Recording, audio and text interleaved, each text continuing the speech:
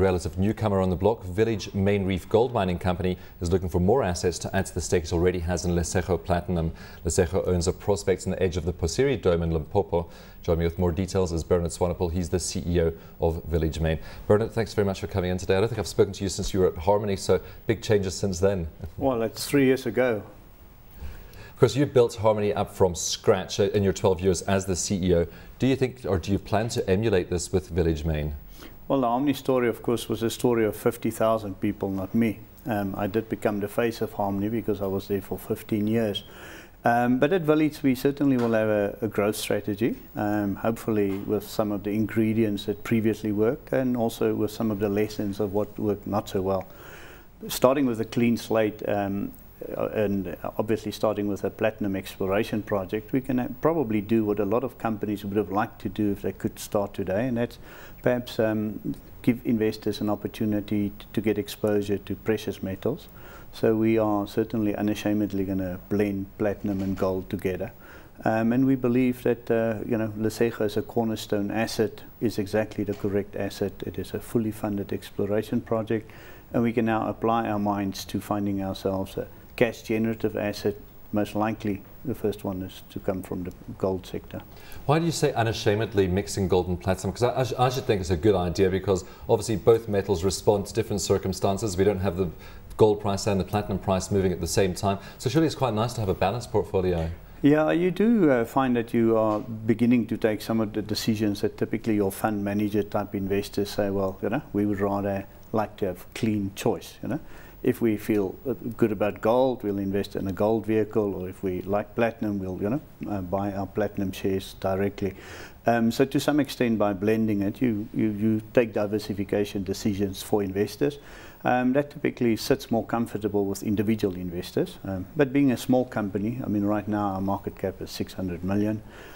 Certainly we believe that we can start unashamedly telling people this is who we are, this is what we are, and therefore we believe we will attract money accordingly and investors accordingly. What sort of response have you had from the investment community so far? It's early days, but certainly I think we would not have been as bold as proclaiming that that's what we want to do if we thought that nobody was going to support it. Our shorter term challenges are much more in terms of finding smart acquisition opportunities, and then also creating liquidity. This was a curtailed operation on the JSE for many, many years, some 15 years. And we've recently just reverse listed the project into it. And obviously the shares are tightly held, so we still celebrate if we see 50,000 shares trading a day. We need 5 million shares trading a day. So those are our sort of shorter term challenges. Am I right in saying you're only going to be getting some cash from this project by 2017, actually getting platinum out the ground and selling it? Yeah, this project is sort of between 1 kilometer and 2 kilometers deep, so this is a next generation platinum mine.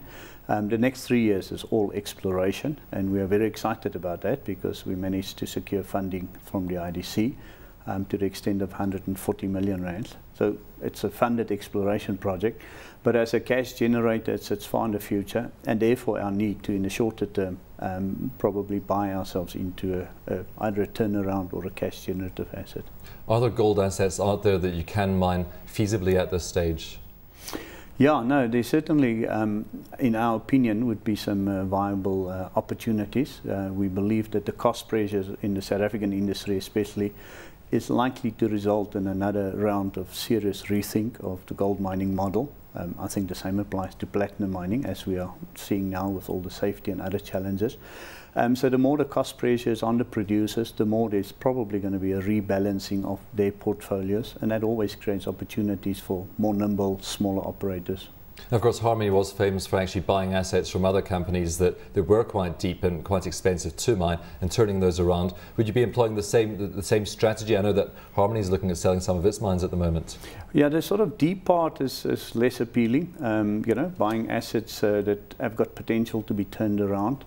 There's always scope for taking an asset out of an existing operator's hands and doing things differently. With being part of a big corporate entity, there's lots of costs that are sometimes visible, sometimes hidden, and so there's certainly a scope for doing some of that in the South African industry. Is our gold mining industry past its best buy date, do you think? Well, in terms of sheer size, I don't think we'll ever go back to where we were in the 70s and the 80s. And I think unless we find real solutions for the cost pressure, I think South Africa as a producing country will probably continue to slide down the scale. I think we may be the fourth largest producer in the world as a country, but we certainly would be the highest cost producer. And so there are some real challenges for us as an industry. Of course, some of Pamodzi's gold assets were sold earlier this year. Harmony Gold bought some of them, Aurora bought some others, and of course it's still battling to pay for those. Were those assets that would have been attractive to you? Offhand, I do not think any of those would have been in the sort of category. You know, I think we will be very selective. I think we would rather go for something smaller. We certainly would much rather look at something either on surface or closer to surface. And I don't offhand think either of those sets of assets would fit at a small company like Village.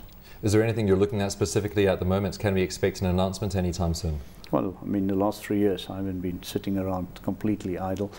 We've also teamed up with our empowerment partners, which will make Village a black-owned company on Bono. And they've been active in the resources industry. So by pooling those two sets of skills, I'm pretty confident that we'll be finding good acquisition opportunities. Your outlook for the gold price, we had it rising to $1,260 recently, an all-time high. It's tailed back a little bit, it's around that $1,200 an ounce mark. Where do you think the gold price is going to go from here, Bernard? Well, I tell you, anybody who were praying for a gold price to go up surely should now be saying thank you. The gold price is high. It's even high in rand terms, despite what a lot of us would say is a reasonably strong currency. So I don't think looking for the gold price to run away is a realistic investment sort of paradigm right now. I'm not an expert on the gold price after having studied it for 25 years. But typically, you know, inflation and concerns about inflation has been a driver of the gold price. That's not what the world's worried about. So on the one hand, there are investment concerns, but certainly inflation doesn't seem to be worrying many people right now. So I think gold is not bad in this sort of current range, both in dollar terms and certainly in rand per kilogram terms.